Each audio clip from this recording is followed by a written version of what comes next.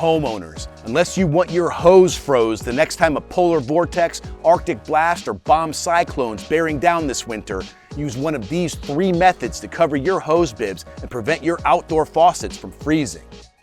For all 3 spigot-saving methods, you'll first want to drain and disconnect attached hoses to prevent trapped water from freezing, expanding, and bursting the pipe. Method 1, the foam cup. Just hook the rubber ring attachment around the faucet opening, place the styrofoam cup over the entire hose bib, and pull the drawstring-style cord tight. Method 2, the insulated sock.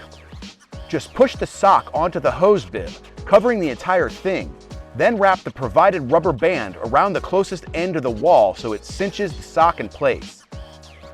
Method 3, towel and tape. In a pinch, you can cover the bib with a towel and then wrap the entire thing with duct tape. And now, we wait for Old Man Winter to show his frozen face.